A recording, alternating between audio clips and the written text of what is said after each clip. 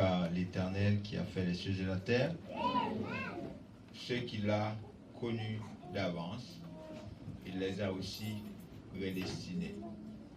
Et il les a prédestinés à être semblables à l'image de son Fils, afin que son Fils fût le premier-né entre plusieurs frères.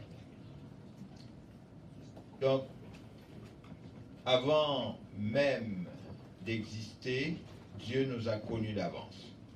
Donc, Dieu t'a connu d'avance. Avant même que tu sois tombé dans le sein de ta mère, Dieu t'a connu d'avance. Il t'a aussi prédestiné. Pas prédestiné à être des hommes, mais prédestiné à être des dieux, à être ses fils, à être semblable à l'image de son Fils, pour que son Fils puisse être le premier-né entre plusieurs frères. Et ceux qu'il a connus d'avance, il les a aussi prédestinés, il les a aussi appelés, ceux qu'il a prédestinés. Appelés. Vous avez été appelés. Appelés selon le plan de Dieu. Appelés selon le destin de Dieu.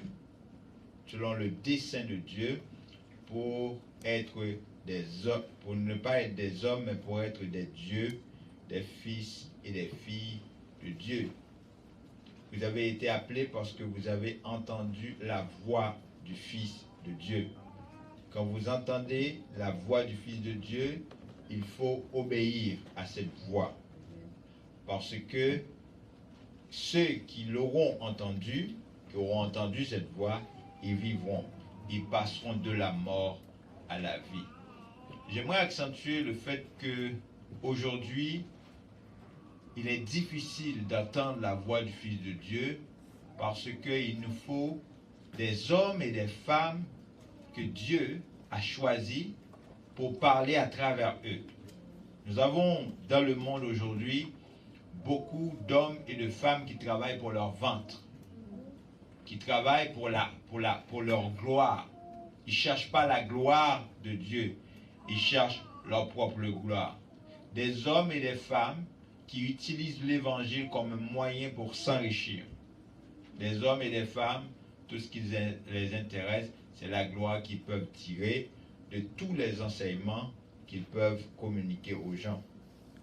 Vous êtes des gens à qui Dieu a fait grâce parce qu'aujourd'hui, vous entendez la voix du Fils de Dieu. Vous entendez la parole de Dieu. J'aimerais vous parler aujourd'hui de comment rechercher le baptême du Saint-Esprit parce que ce sujet divise les églises à travers le monde. Il y a des gens qui disent, écoute, le baptême du Saint-Esprit, c'est le passé, ça n'existe plus. Quand vous êtes baptisé d'eau, vous êtes aussi baptisé du Saint-Esprit.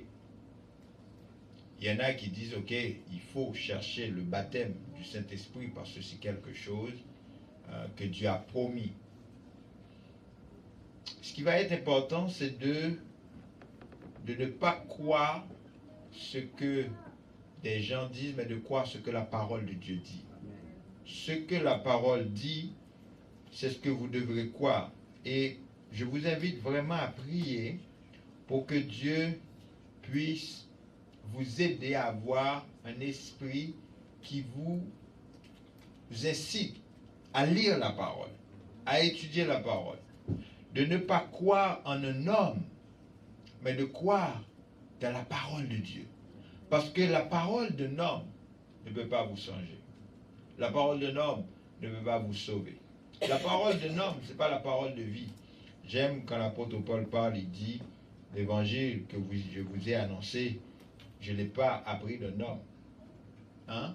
Je ne l'ai pas appris d'un homme, mais je l'ai reçu du Seigneur. Dieu a choisi à travers le temps des hommes à qui il parle directement et il se révèle à ces hommes-là. C'est ce que mon père appelle des hommes profonds, des hommes à qui Dieu va lui-même enseigner. Jésus va lui-même enseigner. Par exemple, il y avait 12 disciples qui étaient des apôtres, des envoyés de Dieu. Et Jésus lui-même les a enseignés. C'est lui-même qui les a enseignés. De sorte que, après son départ, Jésus va dire à ses disciples, il va prier pour ses disciples dans Jean chapitre 17, il va dire, Père, je ne prie pas seulement pour ses disciples, pour qu'ils soient un avec toi, grâce à la parole, parce que c'est la parole qui doit vous unir à Dieu. Je ne prie pas seulement pour ces disciples-là, mais pour ceux, mais aussi pour ceux qui croiront en moi par leur parole. La question que je vous pose aujourd'hui, c'est est-ce que vous croyez en Dieu par la parole de Pierre? Est-ce que vous croyez en Dieu par la parole de Jean? Est-ce que vous croyez en Dieu par la parole de Paul? Pourquoi je vous pose la question? C'est parce que aujourd'hui, il y a des hommes et des femmes qui se donnent pour des envoyés de Dieu, mais ils ne prêchent pas la parole de Jean. Ils ne prêchent pas la parole de Pierre. Et il y a beaucoup de gens qui ont cru en Jésus, mais pas par la parole des disciples. Ça veut dire quoi? Ils ne croient pas en Jésus, mais ils ne le savent pas. Mon père le dit, et c'est vrai, il y a beaucoup, à travers le monde, beaucoup d'hommes et de femmes qui sont au service de Satan sans le savoir. Ils sont sincères dans leur cœur, mais ils sont quand même au service de Satan sans le savoir.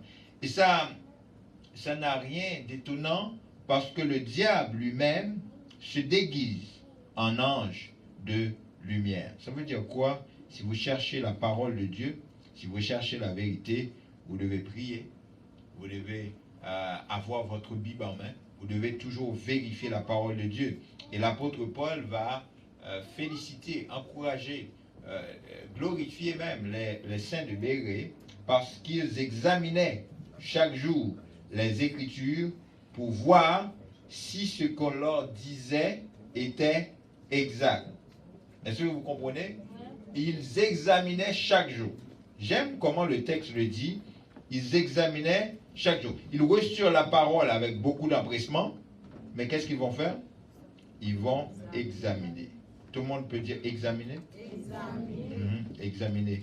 Donc, ces gens-là, ce n'est pas des gens à qui vous pouvez mentir parce qu'ils vont examiner.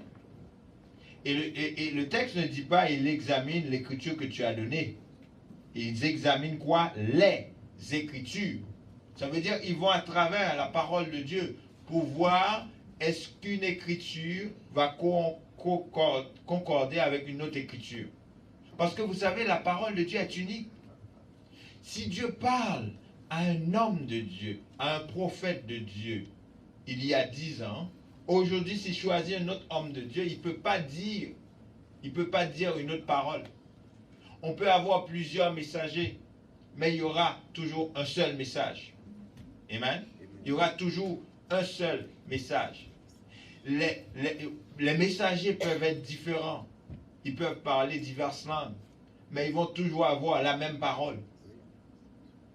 Et tout à travers la Bible, vous allez le voir, pendant qu'on va explorer ce sujet à travers la Bible, vous allez voir, les prophètes ont prophétisé le baptême du Saint-Esprit. Jésus, Jean le Baptiste, était au courant du baptême du Saint-Esprit. Jésus était au courant du baptême du Saint-Esprit. Il savait c'était quoi. Paul, plus tard, va être au courant du baptême du Saint-Esprit parce qu'ils viennent de la même source. La source, c'est Dieu. Alors, le premier texte qu'on aimerait lire, juste pour vous inciter à faire comme les saints de Bérée, c'est un texte dans 2 Timothée, chapitre 3, le verset 16. C'est un texte qui va nous rappeler que c'est la parole de Dieu, c'est les Écritures qui doivent nous convaincre. Quelle que soit la question qu'on puisse poser sur Dieu, sur le salut, ce n'est pas la parole d'un homme qui doit vous convaincre, mais ce sont les Écritures. Dans 2 Timothée, chapitre 3, le verset 16, nous lisons « Toute Écriture est inspirée de Dieu est utile pour enseigner, pour convaincre, pour corriger, pour instruire dans la justice, afin que l'homme de Dieu soit accompli et propre à toute bonne œuvre. J'aime cette portion de l'Écriture. L'apôtre Paul va écrire à son enfant Timothée pour lui dire, Timothée, toute Écriture est inspirée de Dieu. Et toute Écriture est utile pour enseigner. Vous savez, aujourd'hui, nous avons besoin d'enseignants, de vrais enseignants de la parole de la vérité. Nous vivons à la fin des temps et il manque cruellement d'enseignants. Nous avons beaucoup d'hommes et de femmes qui sont des leaders religieux, mais ils n'enseignent pas la parole de Dieu. Vous savez, quand Jésus était là sur la terre, il y avait beaucoup de chefs religieux, mais Jésus était le seul, l'unique qui enseignait la parole de Dieu. Et savez-vous qu'est-ce que les autres leaders religieux ont fait? Ils l'ont crucifié. Ils l'ont assassiné. À cause de la parole. Il y a eu un épisode de la vie